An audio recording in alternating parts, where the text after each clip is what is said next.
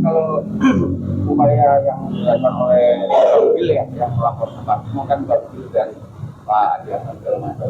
Bahwa sekarang lagi berada di Bang itu lagi di Jepang untuk menganalisis terkait di kampus dia Bang.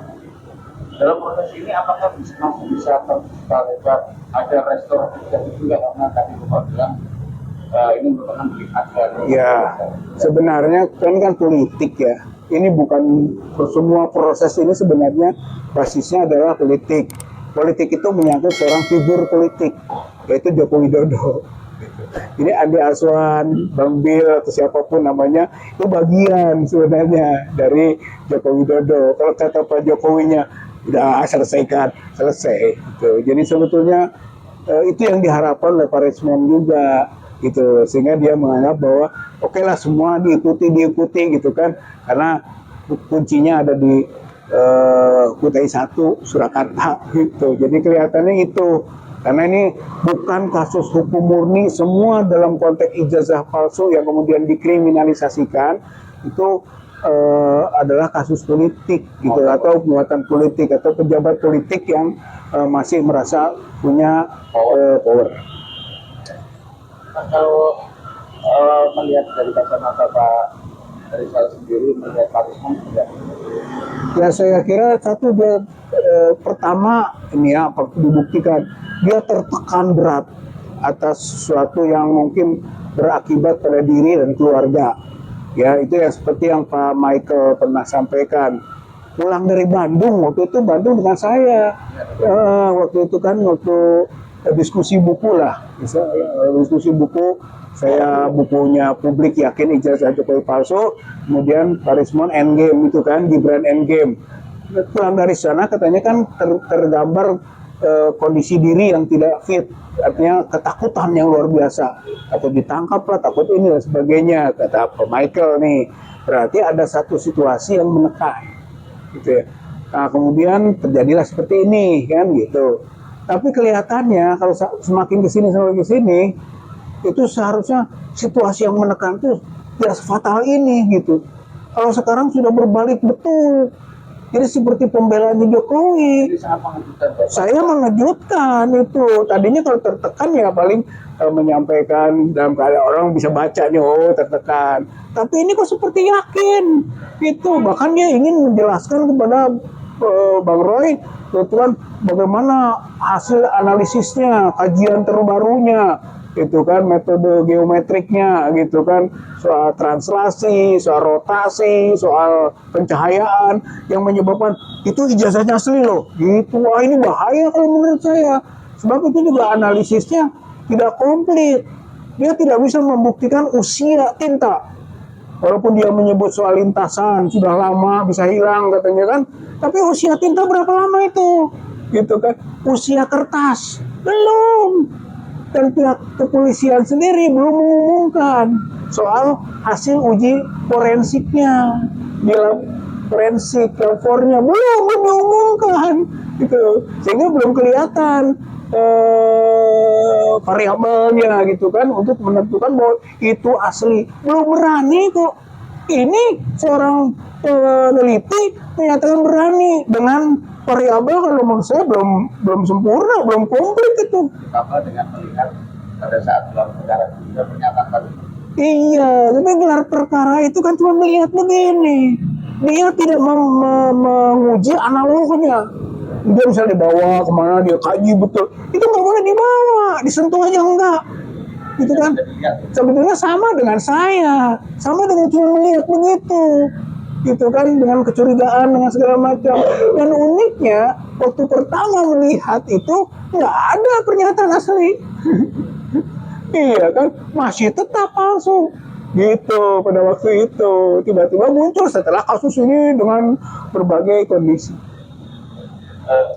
Dengan berbalik arah dengan Pak Rismon ini Pak, kan ini sudah menjadi katakanlah bagian dari menyerang juga teman-teman Pak Rizal juga ya. Teman-teman yang lain. Tanggapannya seperti apa? Kalau saya yang sebelumnya menjadi kawan ya Pak ya? Ya kalau menurut saya nggak terpengaruh lah.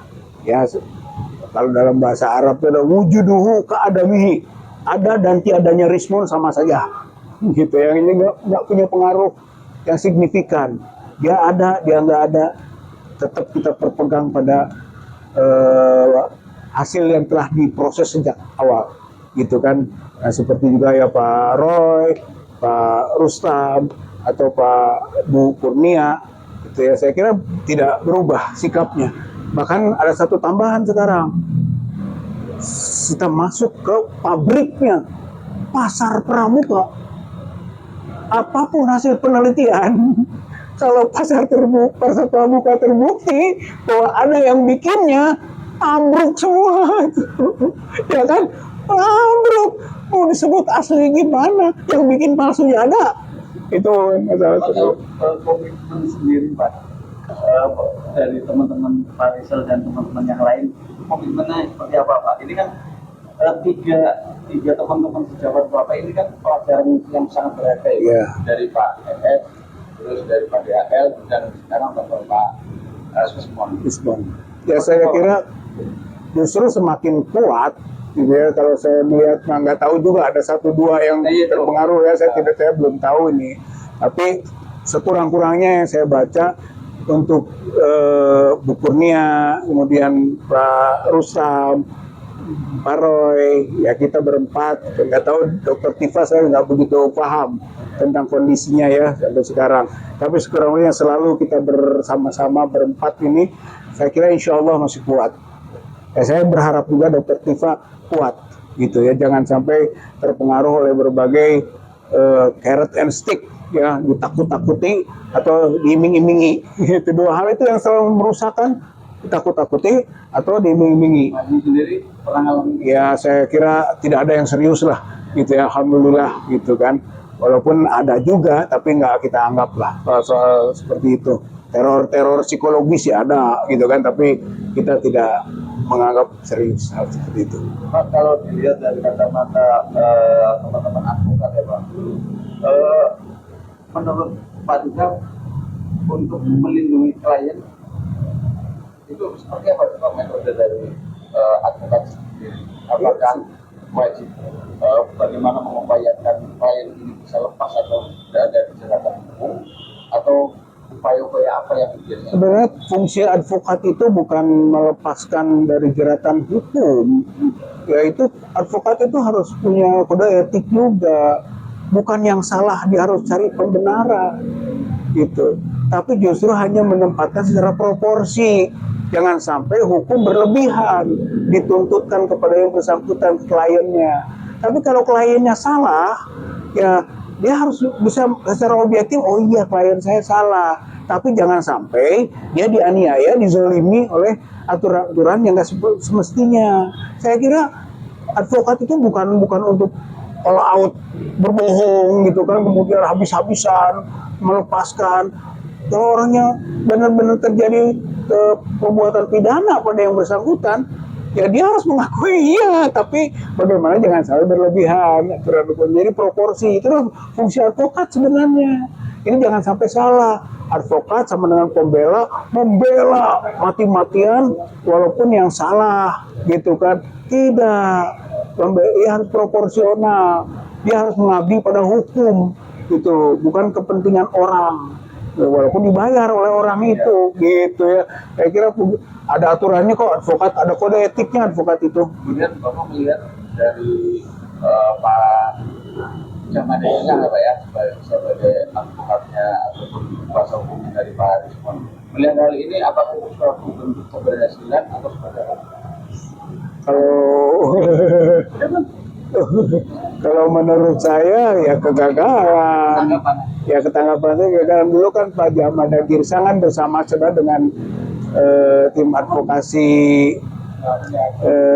anti kriminalisasi ya akademisi aktivis kan, ya yang Pak Ozin dan Pak Petrus ya koordinatornya itu kan, asalnya bareng-bareng tapi kemudian terpisah.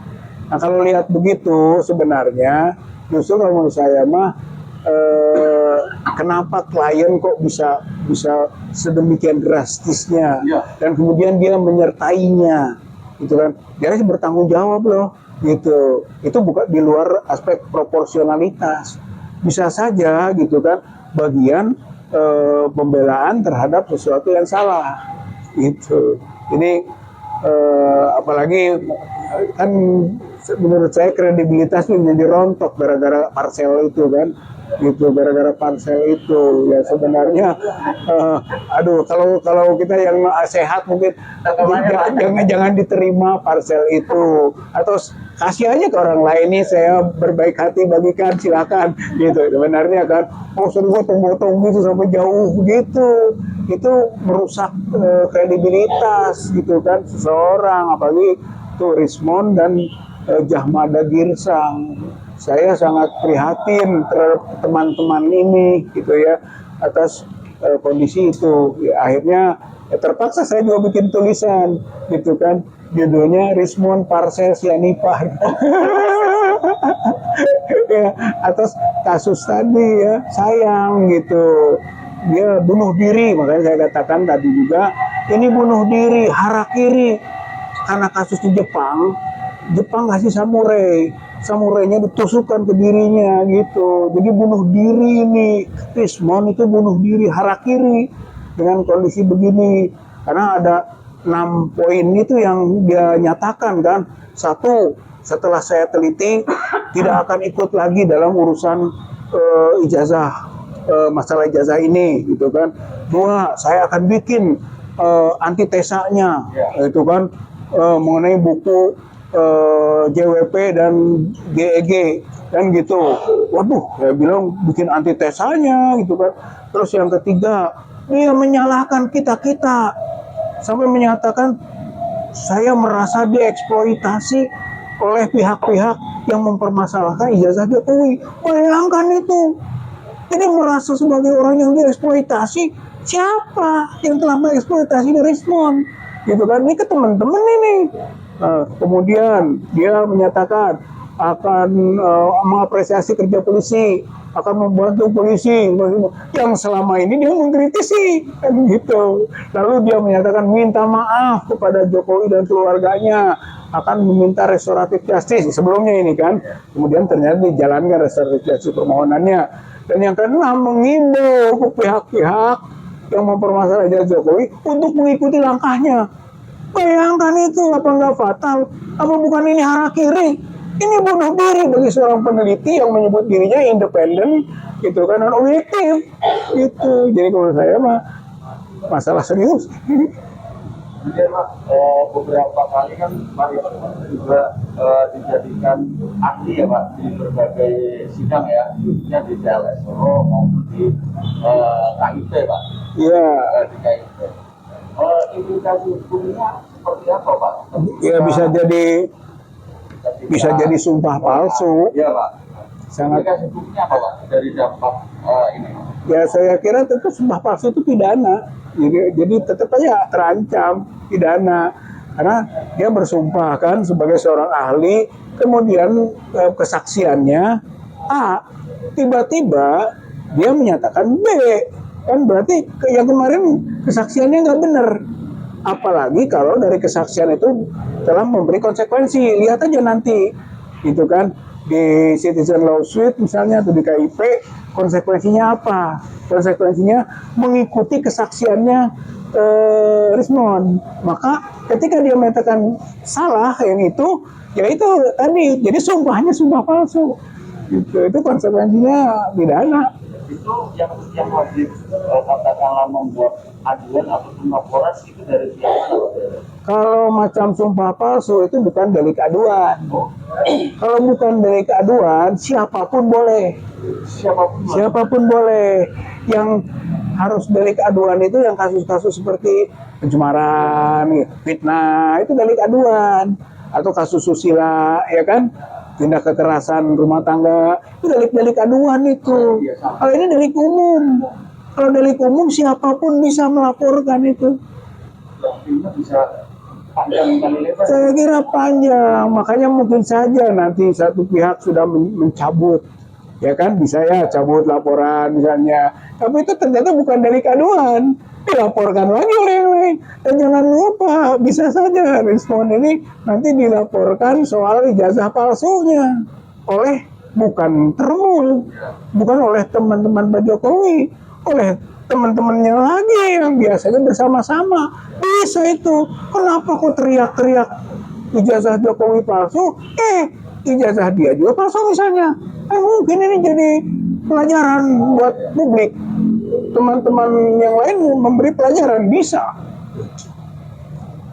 Biasanya banyak isu katanya Rismon ini terjebak dalam dilema. Bang Rizal setuju nggak?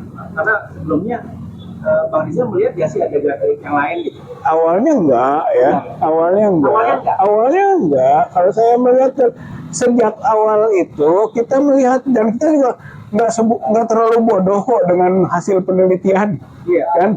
Apa yang diteliti oleh Rismon soal ijazah Joko Widodo dibandingkan dengan mungkin 3 ijazah yang lain, ya kan? Ada Pronogio, ada siapa lagi lah, Hari Mulyono gitu kan, ada siapa lagi siapa ya gitu, 3 itu dia bandingkan, kita bilang benar beda, misalnya kan, berarti nggak sepenuhnya kita ini taklid gitu ya, ikut-ikutan Rismon. Rismon itu hanya melempar hasil penelitian dan publik merasakan oh ya benar gitu. Maka sekarang domainnya bukan domain lagi Rismon, tapi domain publik. Rakyat sudah bisa menilai gitu.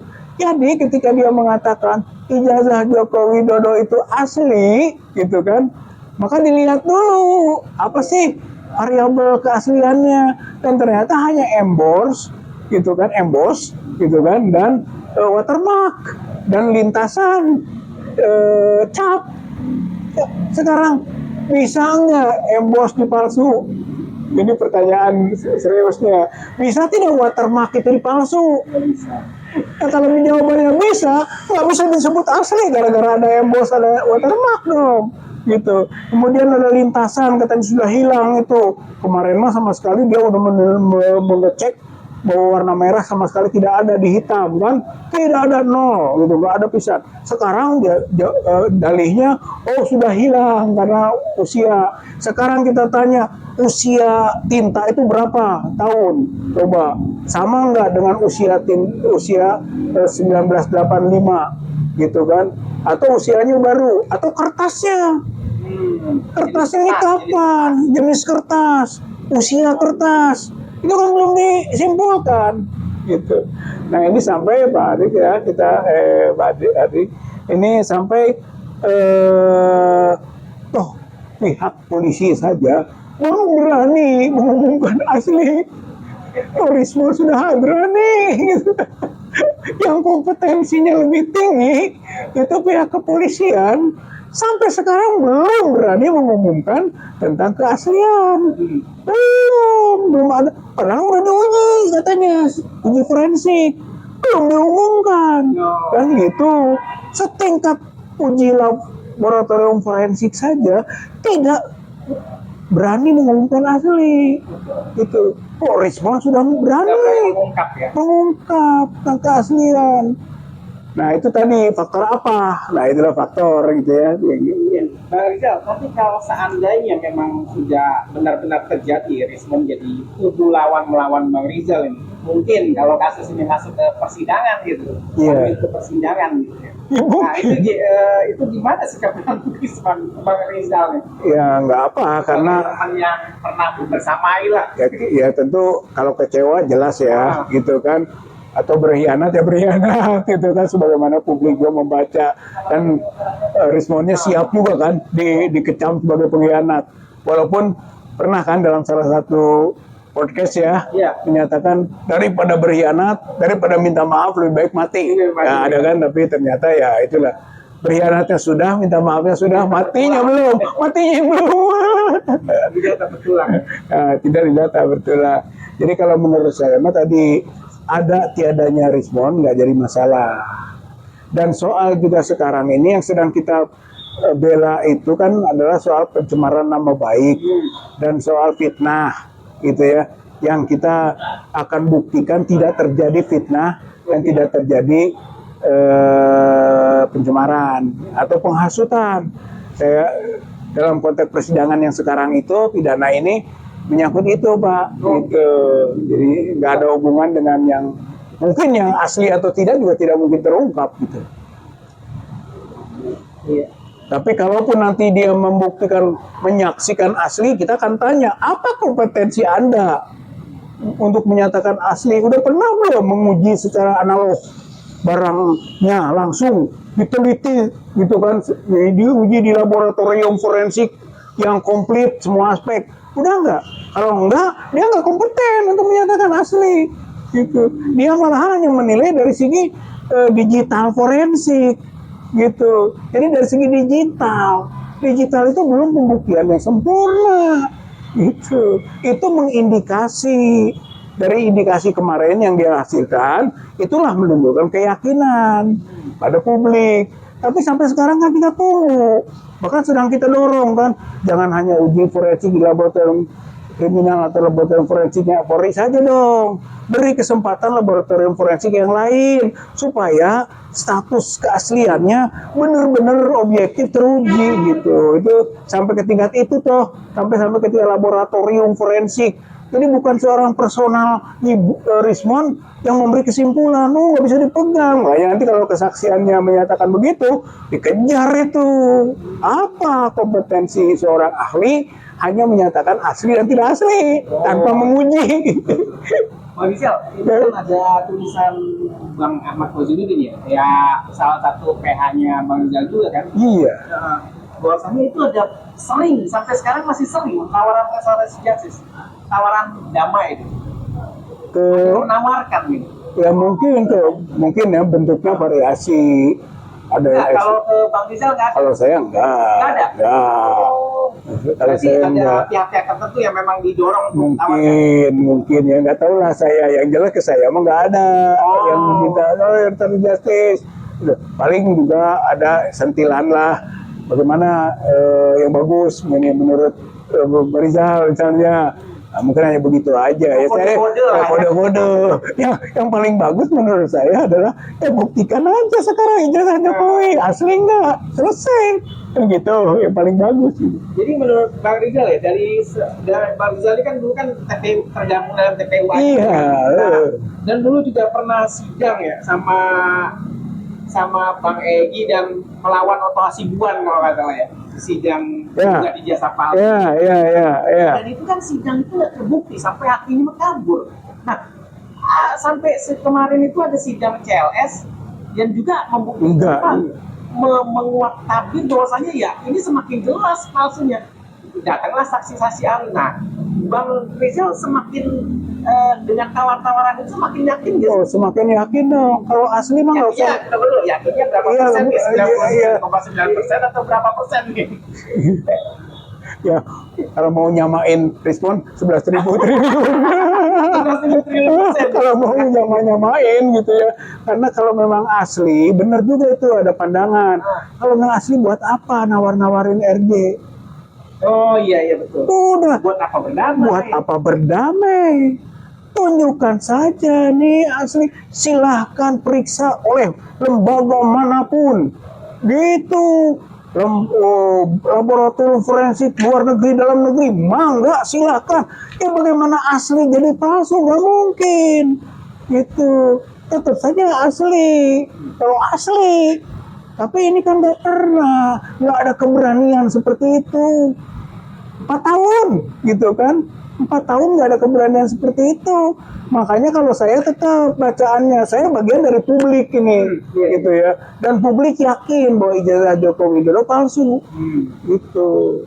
Itu belum keluar, itu nggak akan bikin antitesa aja itu.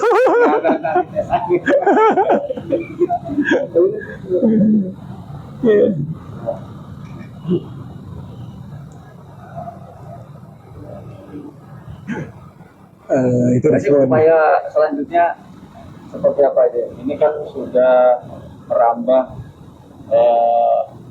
mau ke P21 ya, karena udah ke 19, kemarin ke 19, jadi itu yang kasusnya RRT ya, atau klaster 2. Klaster 2 sudah sampai ke situ, bolak-balik udah sampai situ ya. Kalau klaster yang 1 belum. Jadi kalau sana ya tergantung penyidik lah gitu. Tapi kalau penyidiknya fair, penyidiknya jujur menurut saya, Ini nggak ada bukti hukum kok, gitu. Apalagi sampai pencemaran. Apa yang dicemarkan asli tidak asli aja belum, gitu kan? Bagaimana bisa ada pencemaran atau fitnah? Nggak mungkin. Lalu kita ketiga ini penghasutan. Kejadian apa rusuhnya? Konsekuensi dari penghasutan itu delik material itu harus ada dulu. Kalau misalnya kita bakar, menghasut, belum menghasut itu. Menghasut secara hukum itu kalau orang melakukan pembakaran dari apa yang kita sampaikan itu, gitu. Ini mana kejadiannya? Nggak ada. Berarti kalau fair, jujur, nggak ada bukti. Baik itu namanya fitnah, pencemaran, atau juga penghasutan untuk klaster 1. Nah itu klaster 1. Klaster 2 ada poin pasal 3235 manipulasi elektronik kan itu. Ya itu juga dibantah kan oleh Pak Roy gitu kan, untuk tertipa. Nggak ada manipulasi elektronik. Ya buktikan lah gitu. Jadi kesimpulannya sebenarnya kasus pencemaran, fitnah, manipulasi elektronik itu kan berhubungan dengan Pak Jokowi itu adalah kasus politik, bukan kasus hukum murni.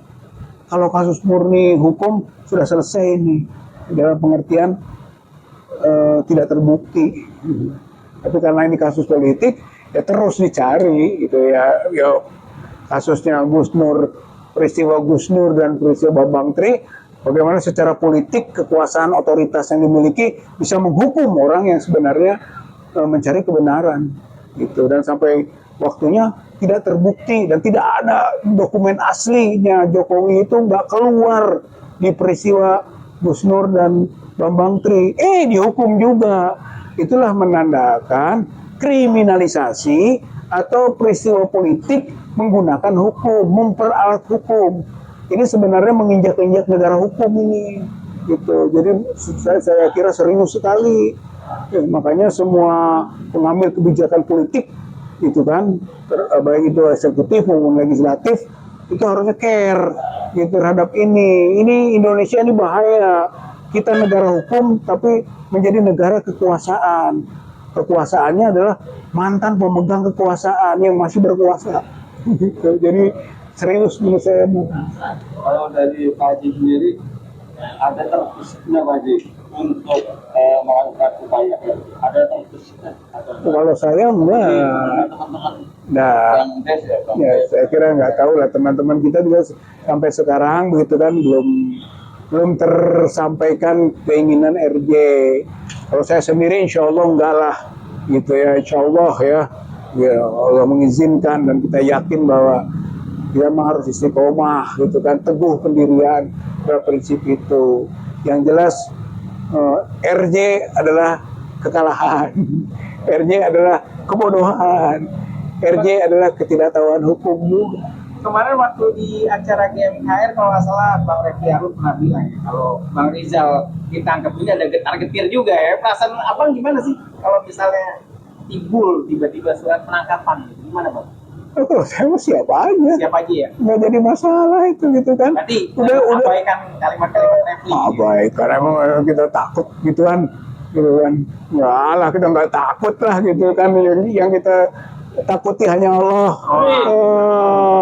Baru pulang umroh nih. Jadi saya Masih tahlil.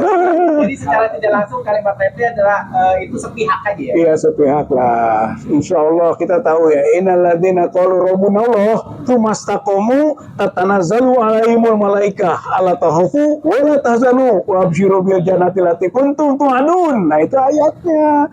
Kalau engkau mengatakan Allah sebagai Rabb, kemudian istiqomah, akan datang bantuan dari malaikat yang menyatakan jangan takut, jangan khawatir, itu wabsyiru bil jannah, itu kan gembiralah dengan surga yang dijanjikan, gitu. Jadi kita harus berorientasi spiritual juga dong. Ada orang mengatakan ribut-ribut urusan dunia. Kata siapa? Ini urusan dunia. Ini urusan yang berefek akhirat ini, gitu. Insya Allah lah, selama kita saling berwasiat dalam kebenaran, saling menjaga, ya kan, saling memberi tausiah, orang kan bisa lupa. Maka mudah-mudahan nasihat itu memperkuat. kan sejak adanya apa namanya RJ ya dari beberapa orang gitu kan, ya berarti kan ini memang strategi pecah belah. Nah, strategi pecah belah lain, misalnya abang nggak bisa juga diajak RJ, kira-kira strategi apa yang akan dilakukan? Wah, nggak tahu. Nggak, kira-kira. Nggak tahu. Karena kan memang bayangannya memang ya Nah, kan jelas, dua, biasanya dia kan selalu saja kalau namanya pecah belah ataupun itu tuh tadi tuh stick and carrot kan gitu. Satu stick mukul, ngancem, nakut-nakutin gitu kan. Atau mungkin dengan tindakan yang nyata dia kan melakukan teror dan sebagainya ya secara kemarin. fisik kan ya kemarin tuh itu namanya stick itu. Tapi carrot juga bisa. Nih wortel, nih kasih parcel, nih nanti dapat uang lo miliaran gitu kan, lumayan kan, lo ini keluarga seneng, macam-macam lah, gitu ya. Jadi biasanya di dua jalur itu. Iya, iya. Tadi kan ada dua klaster ini Pak. Tadi klaster dua ini ada dua tim katakanlah, tim dari dulu pada RRT sekarang Roya yang masih konsisten kan teman-teman dari Pak Aka dan teman-teman yang lain. Ini kan kita lihat kadang-kadang kan berbeda pandangan. Yang satu akan meminta sebelumnya meminta SP3 walaupun dengan cara apapun. Iya, iya. Dan teman-teman dari Pak Adang Petrus itu tetap konsisten tidak melakukan SP3 apapun caranya. Pandangannya seperti apa, Pak? ya saya kira kalau dari sisi tadi advokat dan Iya. tim kuasa hukum, Iya. dia harus berorientasi pada kliennya. Jangan mencampuri urusan klien yang lain. Iya. Gitu. Intinya begitu. Iya. Hanya memang di sini ada prinsipal, ada prinsipal saja yang dua ini ya Pak Roy ya. Iya. Pak Roy di sini juga Iya, Pak Roy menjadi bagian, kemudian di sana hanya itu saja. Tapi Insya Allah kita yakin Pak Roy nggak bimbang gitu ya. Walaupun dia melihatnya dua ini menjadi potensi aja kekuatan, ya, tidak saling mendegradasi, saling melemahkan gitu. Jadi kelihatannya begitu. Ya menurut saya pandangannya lebih baik begitu. Kalau dari sisi saya juga advokat gitu ya, dari segi advokat ya concern saja kepada kliennya gitu. Intinya klien kita misalnya tiga inilah gitu yang dijaga gitu ya, jaga bukan dimanipulasi. Tugas advokat tadi bukan memanipulasi, yang salah tetap salah, hanya dibuat secara proporsi, jangan sampai berlebihan penuntutannya kan gitu. Hukum tetap dia penegak hukum, jangan karena advokat jadi pembelok hukum gitu ya. Ini yang sering terjadi, keliru gitu. Advokat juga penegak hukum juga kan? Penegak hukum, karena penegak hukum dia justru berbasis pada bagaimana hukum tegak lurus, jaga hukumnya kan gitu. Itu advokat. Jadi bukan bagaimana membebaskan klien dengan segala cara gitu ya. Itu salah, itu bukan advokat namanya kalau begitu gitu kan. Nah, itu ada moralnya lah, moral hukum yang dimiliki gitu. Jadi kalau menurut saya. Lalu